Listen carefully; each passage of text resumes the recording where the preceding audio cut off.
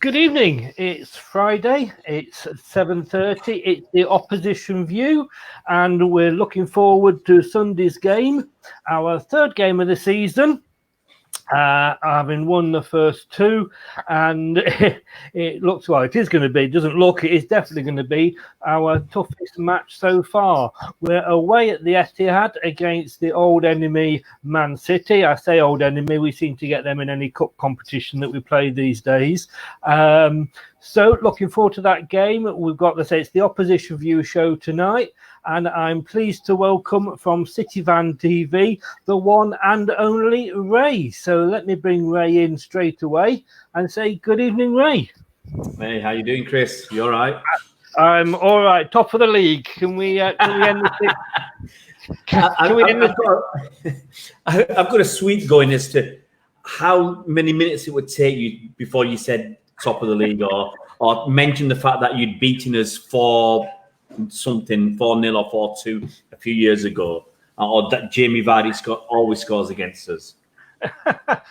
Well, looking at the record between Man City and Leicester City, there's not an awful lot else I can actually talk about. It makes absolutely dismal reading. I mean, I was actually looking, and where are we here? Just at our stats, and since we won the league, which seems a long time ago now, we have only beaten you since May 17. We've only actually beaten you once. Yeah, and we have lost every other single game, including a couple of penalty shoots out in the League Cup. So if you can think I'm not feeling overly optimistic. You should be. We're in a very vulnerable situation, City, right now. I think this is going to be the best chance for you for ages. I mean, I was actually looking, and you've only got 13 fit first teamers, is this right? As many as that. It's a terrible situation with obviously with COVID. We had 3 players out with COVID. Mahrez is back now, and so many injuries. And then to find out today that Gabriel Jesus, our only fit striker, senior striker, and he's only half a striker at that, he's out injured for the next 3 or 4 weeks. So it's bad news upon bad news. It is. And excuse me if I don't get my violin out, because obviously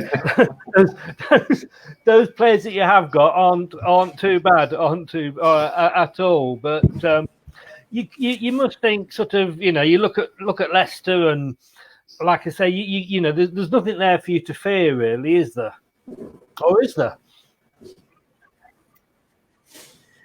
No, you're not top of the league for no reason, Chris. You got plenty of goals this season.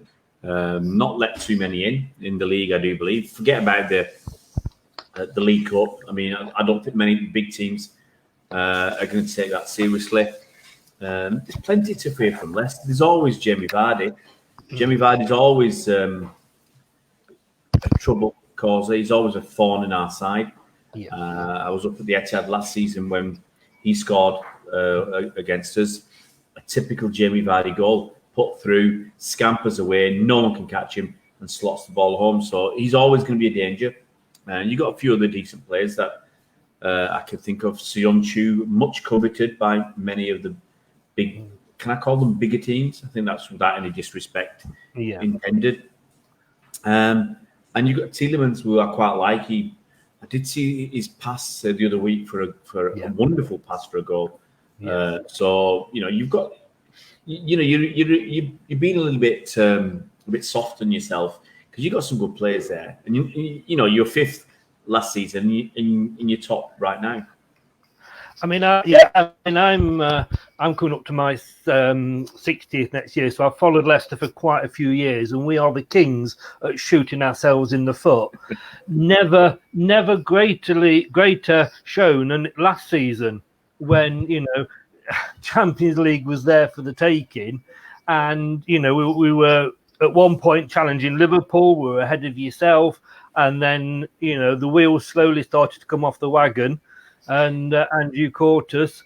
And had you of course had the ban been upheld on you on the Champions League qualifications for yourself, we would have still been there. Yeah, that ban was a load of rubbish anyway. But it's true. It was a load of rubbish. It was half-assed, con job. But the thing is, if you look at the stats, first 17 games of the season, you lost 2 games out of 17.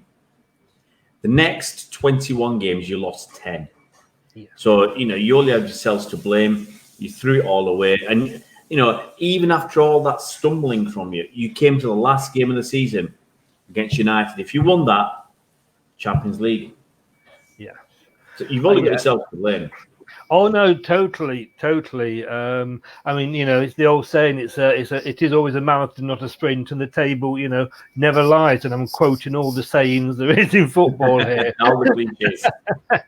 But you've got. I don't whether sort of Champions League, and I felt this might have been a step too far for us this season. We've got the Europa League, which can sometimes be the kiss of death. You always seem to struggle the year that you're in the Europa League. But I think it is a progressive stepping stone for us. And can you see a point when, you're always going to have the top 6. That will never, everybody says you break into the top 6. You're not. If you break into it, you're making the top 7. Do you think Leicester are one of the more likely teams to do that? It's really tough because there's always 1 or 2 teams that either break in, but then they bounce back out. I think it's really hard to break in and stay in. And it feels like it's going to get harder and harder. Arsenal look like they're going to be a lot stronger this season with Arteta. He's turned them around. Off the top of my head, they've beaten City, they've beaten Liverpool twice, I think they beat United, they beat Sheffield United, Wolves. It's only Spurs they lost to. All the other bigger teams at the top they've done over. So, and he's building something there, and they're buying some good players. It looks like today that they've put a bid in for Houssem Aouar. A lot of clubs wanted him. I don't know where they got this money from, and so they're going to get stronger. It's going to be very difficult to break into that top 6. Wolves, your can I say Midlands neighbours? They look decent again, and they're strengthened as well. There's going to be others. Everton, they started the season well. They still look a bit shaky to me, but they're going to keep on investing, and they're going to keep on investing until they break into that top 6. So, Burnley always seems to be there and thereabouts. And there's always going to be 1 or 2 surprises in the top 10. So I just think it's getting harder and harder to break into the top 8. I think, and I think, you have got the team, like you said. It's all about money.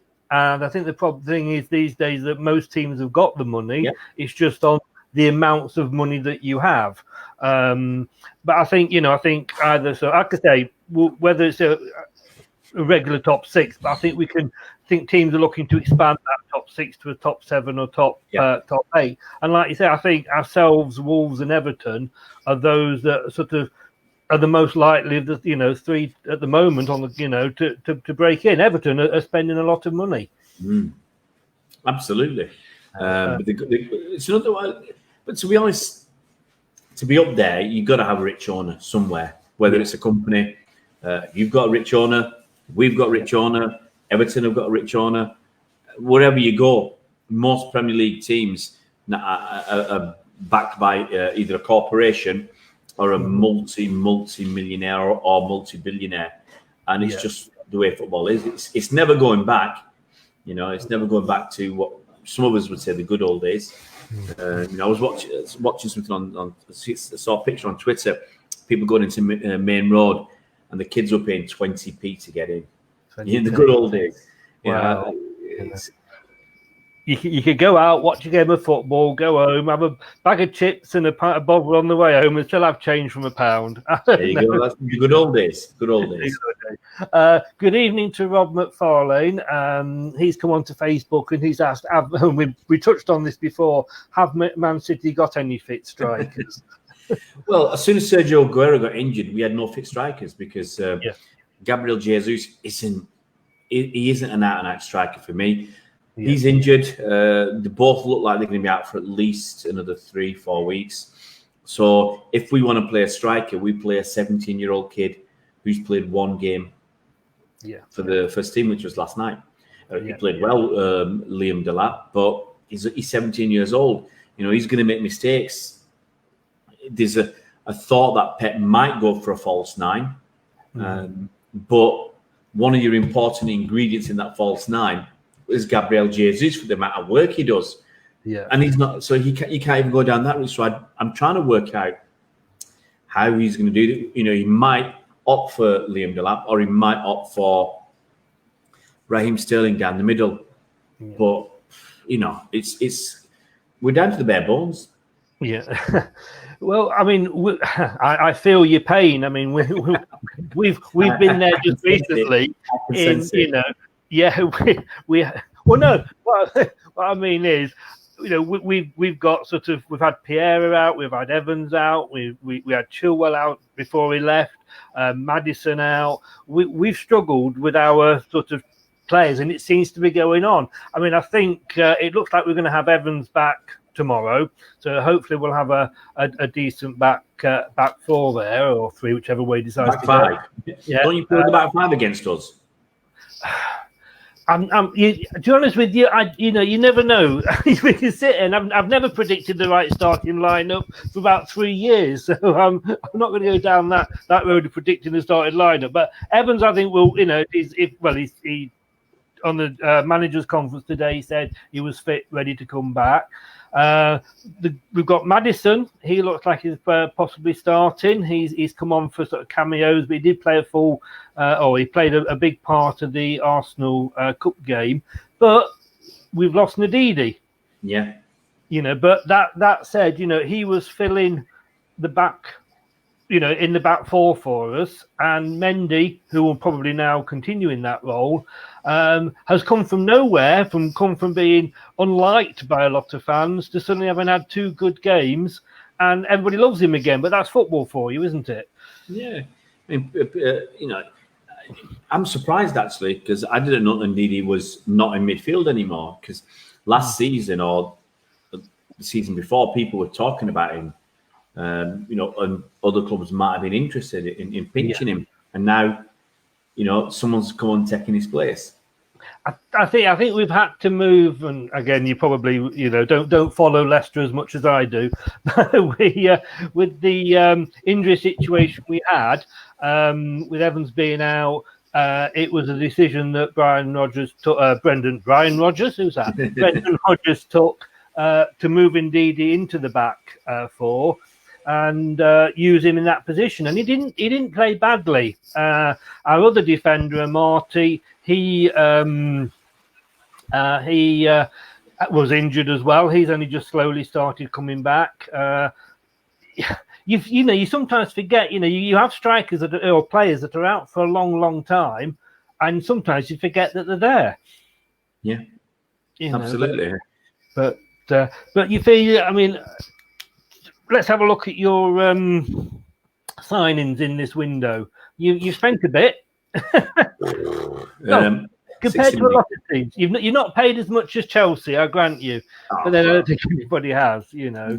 Yeah, I mean, we spent 61 million quid. Nathan Ake, 40 million quid from Bournemouth, and Ferran Torres, 20 million quid, just over that.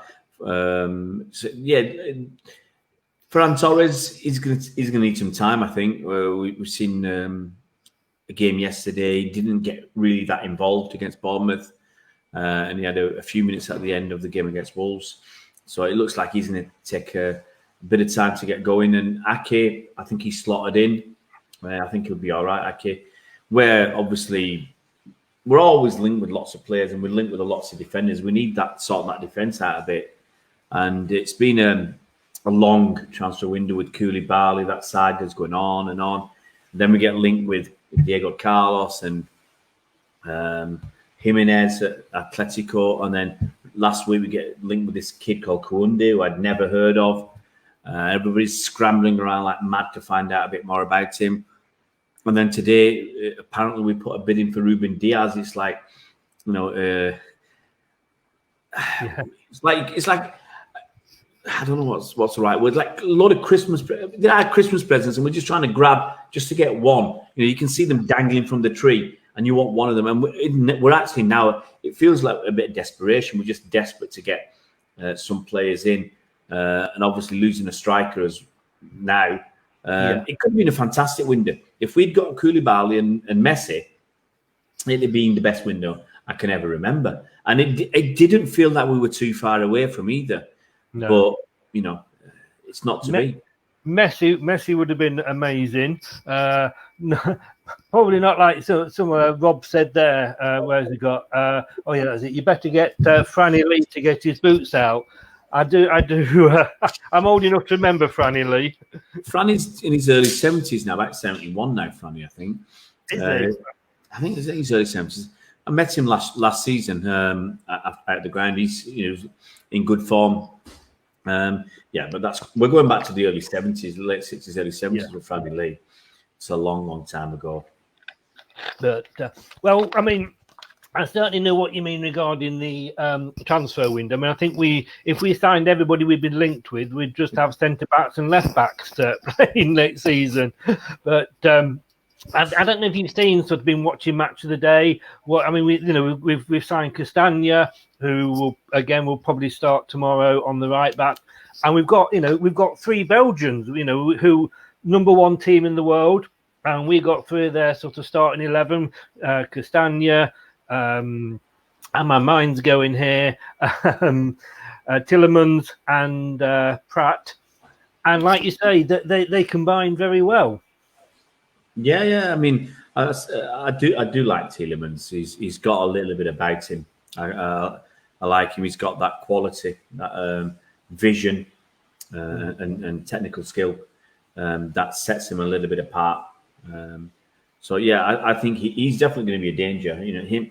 Can you imagine? I'm just trying to think of him passing to Vardy, setting him off. It's not worth thinking about. With our lack of pace at the back.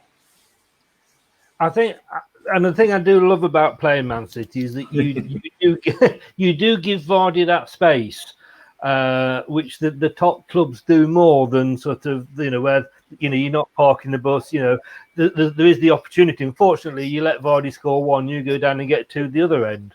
Well, it's how we have to do it. That's the thing about City.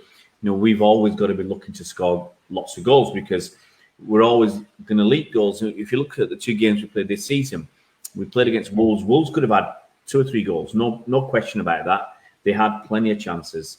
Against Bournemouth, didn't have a lot of shots, but they had a lot of good situations where shots were blocked or they made the wrong decision. The final pass wasn't right, but they had plenty of opportunities coming down the pitch. So there'll be chances. I can't see Leicester having no really good chances. I think our defence, they're vulnerable simply because I find that when teams attack us now, we're all over the shop. They haven't got that composure. The game against Bournemouth, there was when actually Bournemouth scored, we had a situation where Kyle Walker was in the centre of the pitch and he had somebody about 10, 15 yards outside of him, and he had someone on the inside as well, and he had to mark them both, and it's just not possible. Yeah, we ended up with 7 men in the box, and they scored. And those 7 men, it's like no one knew where they should be.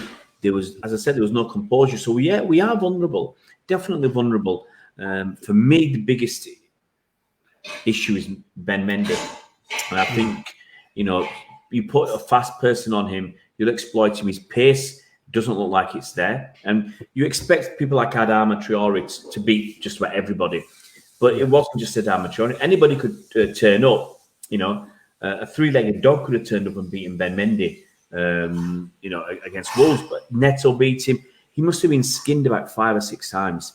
Yeah. So he's a weakness. I don't think he's got the fitness. Last season, he could not play 2 games in 3 or 4 days. He had to have a week, 6 or 7 days in between games. And he had to come on yesterday because a kid called Adri Benabe, he got injured and Mendy had to come on. So he's had the game last week on Monday. He's had more than probably over an hour on Thursday, which he couldn't do last season. He couldn't do this. And he's probably going to have to play again at the weekend because our other 2 left backs, Cancelo and Zinchenko, are both injured. So you got an injury-prone guy. He's out of form. His pace is down. He can't play too many games in a short space of time, and you're going to rely on him at the weekend. If I was Brendan Rodgers, that would be where my focus would be, because the other option is Kyle Walker, and pick on Ben Mendy. Yeah, I must admit, I'm sounding or feeling a lot more confident having spoken to you for 20 minutes than I did at the start. I think we accept there as Leicester fans. I mean, we have had a good start. I mean, we are only 2 games into it. I know that, and we've played, West Brom and Burnley. West Brom, you would hope to beat. They've come up. They're not doing well. Burnley, always a tough game, but we played well. But this, is the real. I think tomorrow will define whether we've actually put last season to bed and forgotten about it, and we are playing the way that we played at the start of last season, or whether we've just seen a false dawn. You are going to be sort of our toughest, obviously our toughest game so far of the season. We're looking. I know some of the questions I asked you, sort of, because you did the opposition view for me very kindly, and thank you for doing that. The questions for the website LeicesterTillIDie.com. And what's going to be a good season for Man City this year? Well, if we don't win it all, it's a bad season, isn't it? That's what people tell us. That's what people tell us. I can say, are you being serious with that, or I'm saying that's what people say. If City don't win the Champions League, it's a terrible season. Pep is a fraud. He needs to be sacked. You've got to try and balance it, because obviously we're slightly older chaps, and we know what it's like not to win anything and not to compete and to be in different divisions. League One, we played each other, didn't we? Yeah. So sometimes you look at it and say, from where we've come, winning the Carabao Cup last season was brilliant. I mean, I remember a time where we went from 1976 winning the League Cup, and then we never won anything again till, was it 2012? Or 2011, sorry, when we won the FA Cup. But it was a heck of a long time. So you got to balance that up against what we've got, what you can argue what we spent, who we've got, people like Pep, Aguero, and all the players. And realistically, we should be winning at least 1 or 2 trophies a season. Without trying to sound big-headed, arrogant, or to have this mentality where you think you deserve it. No, for what we've the money we've spent, the players we've got, and the manager we've got, we should be expecting to win something. Last season, it's a funny old thing, because people say it was a really bad season. You stand back and say, we won the Carabao Cup, got to the semi-finals of the FA Cup, quarter-finals of the Champions League, and you finish second in the league. Now, if you go back 20 years, you say that's a blooming good season, that. I'd have taken that. It's a really good season. But the disappointment was how we got knocked out and how we fared in the league. Champions League, we never really played. We never got going and got dumped out there. Against Arsenal in the FA Cup, I mean, that's, I think, the first time Arsenal have beaten us in about 8. I know in the previous 7 games we scored 20 goals against Arsenal, and they scored something like 2 or 3. And we regularly beat them 3-0, basically. So that was, and the way we played was disappointing again. And in the league, we give up far too easily, far too early. Liverpool didn't have any pressure, so they just coasted to the league, stumbled a bit at the end, but we were too far away to capitalise on that. So that, I think that's disappointing, because when you know you've got the tools, you know you've got the quality, you know you've got the players, they can't ask for anything else. They've got the best facilities in the world, training facilities, medical facilities, anything you want. You can't ask for that. They've even got, when they stay at the training ground, when they sleep there overnight, they painted the rooms in such a colour that it would help the guys to go to sleep. So you can't say that you can want for anything. Everything's there. So with all that, the way we didn't really put up a fight. I think that's what's disappointing. Yeah. So what can we do this season? I think Liverpool are the team to beat in the league. Yeah. Champions League's always tough. I always say if we can get a cup, I'm happy with that, and at least put up a proper fight in the league. If you get 90 points and Liverpool get 100 points, you say well done, and you don't say we never give ourselves an opportunity. We did really well, and somebody else did better. Tip your hat to them.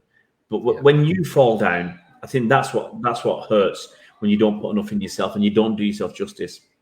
Rob, there is the good points. Rob there is saying you must worry the way Liverpool have strengthened.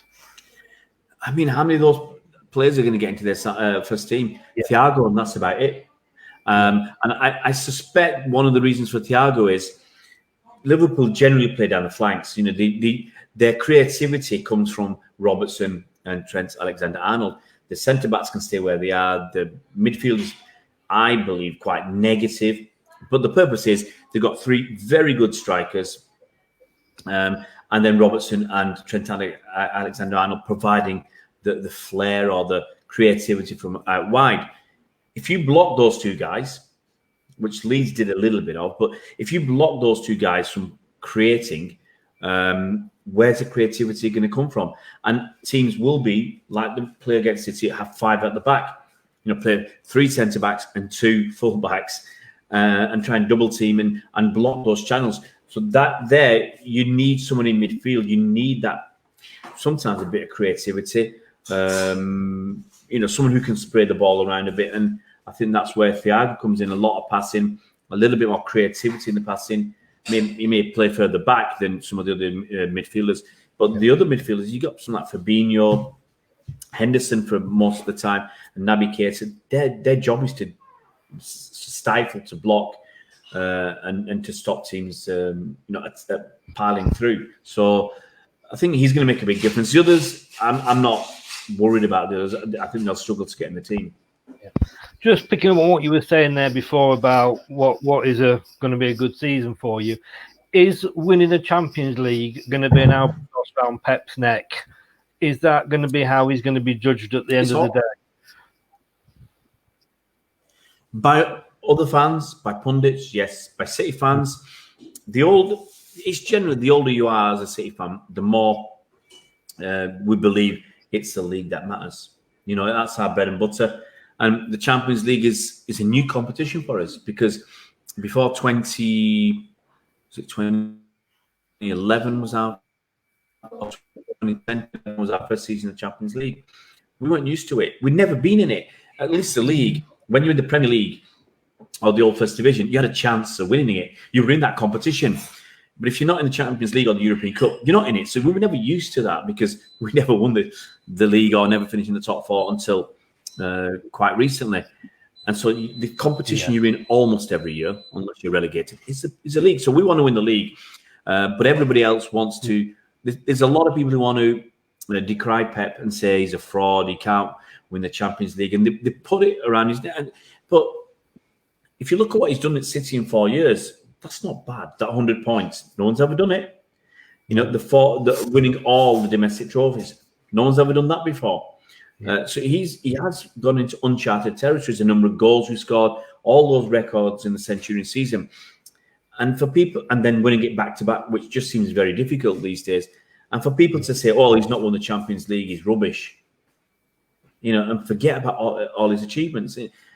In 4 seasons, if you just look at the trophies, in 4 seasons at City, 2 Premier Leagues, 3 Carabao Cups, and a FA Cup. That's not bad. No, not at all. But I'm just thinking, are your owners? I mean, they obviously that is the golden grail for them. Yeah. Are they going? I mean, Pep is Pep, and he if any manager's untouchable, he's as close as they come, I think. But will there come a point where your owners may turn and say, "Look, we want the Champions League." Oh, I don't think there's any doubt about that. They want the Champions League. They want Messi. I think we've had a couple of flirtations with him in the past. It looked like we were going to get him this summer. Yeah. I think the club internally believed it was going to happen. From the things I'd heard as well, internally it was almost expected. They were already planning for Messi's arrival, which possibly has sidetracked us from other targets in the transfer window. But yeah, they want to win it. But Pepe's almost untouchable. It's up to him when he goes. Look, if we finish 5th or 6th, yeah, I think he'll go. Yeah, he'll go himself. And if we don't put up a better fight in the Champions League, and every year we shoot ourselves in the foot. You know, you can argue Liverpool when they beat us, they were, you know, they steamrolled us in the first half at their place. But the other ties, we've chucked them away. In my opinion, we chucked all the others away. And if he does it again, maybe he'll want to leave, or maybe they'll look at it and say, you know, you finish, for argument's sake, we finish 3rd or 4th, we get knocked out in the round of 16 or quarterfinals, and we don't do ourselves justice. They'll turn around and say, is he ever going to do it? And maybe that will come a point. And it also all depends on who's available. If Brendan Rodgers is available next summer, maybe, you know, we let Pep go and bring Brendan in. I'll swap you. No thanks. How do you swap? Talking of, just to end on this now, just talking about player, you know, people going to other clubs and what have you there. I was actually looking this week at sort of people that have had, as they say, a foot in both camps, and I was quite amazed at some of the players. There's the obvious ones, like, you know, Paul Dickoff has played for you both, played for us both, sorry. I didn't, and Ben Thatcher, he's another one. But I didn't realise that in the time you had Neil Lennon. I think that was before he came to us. After his first club, and Big Jerry Taggart had some time. Jerry Taggart. Yeah, it's weird when you go back to the 70s and 80s. Players did move around a bit more, you know, than some of them do now. And obviously, there's more opportunities to go abroad and stuff. But yeah, you know, we've had a few players together, and obviously we've got Riyad Mahrez now. Yeah, and Don Revie, he's another, and of course, Kasper Schmeichel. Let's not forget him. And of course, we also shared the brilliant manager that was Sven-Göran Eriksson. Maybe that was a little bit tongue in cheek. Well, actually, when you just mentioned him there, Riyad, is he likely to be back? Is he still ill? Oh no, he played against Bournemouth last night. Oh, right. Wasn't very good, in my opinion. I mean, you always get, you know, different camps when a player plays, but people are saying, look, you're playing Bournemouth, you're playing in the cup. He should have shone from our players. Some will say he's just come back from not being fit and all that, but he should have done better. I find he's a bit greedy. Greedy's fine if it works. If it works, it's fine. If you're greedy and you should have, and you mess up when you should have passed, then people complain. Some may say, well, he got an assist because he had a shot from the edge of the box that hit the post, and then Foden followed up and scored the winner. But I just find he did better last season than he did the season before. But for me, in this City team, he should be putting up better numbers, in my opinion. He should be more. He should have more impact. He was still one of our he's probably our second best player last season overall, maybe third. I think Sterling probably got back ahead of him by the end of the season, but he's in the top 3. But he'll struggle to play if Ferran Torres hits the ground running. Then Mahrez is going to struggle, and if Messi comes next season, I think Mahrez is gone. You can have him back. I probably would take him back, to be honest with you. You've got to say what he did for us, but yeah, he can be. We all know he can be a bit moody and throw his toys out the pram. As much as I love it, and if he was here, he could have my children, you know. But well, that's one that sort of went from us to you. That you sort of seem last season you were pleased with, maybe early doors a bit this season. One that came from you to us, and I know it. You know, we're going to say, as Leicester fans, we just don't know, obviously, and that's Kelechi Iheanacho. I was so pleased when we got him, and I used to work with a Man City fan, and she was so peed off that you'd lost him and you'd sold him. You've got a buyback option on him, but obviously he's in the shadow of Jamie Vardy. The other thing people always say is, well, you know, I could play for Man City up front and look good with the players that you've got in the team. What were your thoughts on him? I like Kelechi Iheanacho. I remember when he played for the academy or the under 21s or 23s, he scored a goal against United. Fabulous goal, you know, touch and pace and power. He was generally in the right place at the right time. He scored a few tap-ins, and you could argue he's a poacher. He's also a confidence player. And I felt at Leicester, City didn't get a massive run of games, but he was up and coming then. Whereas at Leicester, he got that big move. You know, obviously 25 million quid. It was probably a bit of a rock around his neck. And I don't think he's ever, when I watched him play, he doesn't look confident.